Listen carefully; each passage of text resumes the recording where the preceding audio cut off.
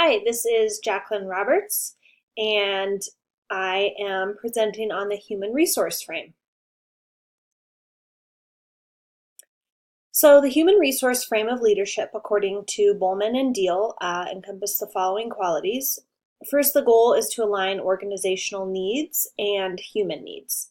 It focuses on the needs of both, again, organization and people, the skills and relationships, and communications and attitudes.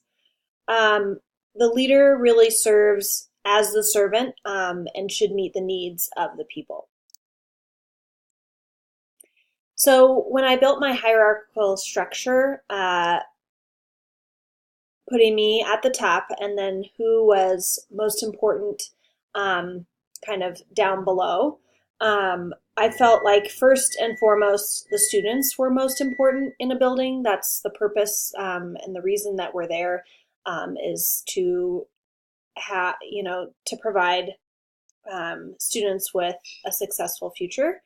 And so I put teachers in the same category as students because teachers are who most directly affect the success of a student, the teacher in the classroom. So I felt they were equally important.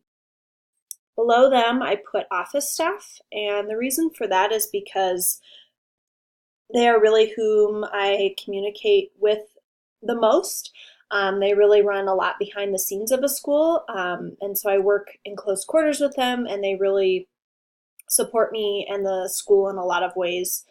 And next, I put community and parents, especially at the school I'm at currently. The community and parents are very involved. The PTA provides a lot of funding for various things. For example, we just next year are going to be purchasing a brand new reading assessment because our DRA assessments were about 16 years old, and so our PTA agreed to pay for, it was about $10,000 worth of new reading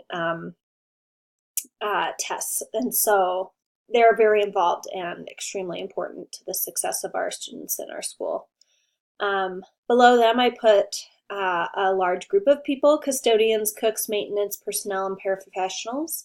While I hate putting them towards the bottom, they really don't as much directly affect the success of a student. While I absolutely think they're extremely important, they really do provide and serve as a base or foundation for a safe and successful school. They just don't have as direct interactions with students.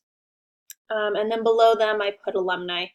I don't know if it's unfortunately or just realistically that in an elementary setting, alumni just doesn't have as much significance as perhaps maybe a high school or college might. And that's how I structured these people.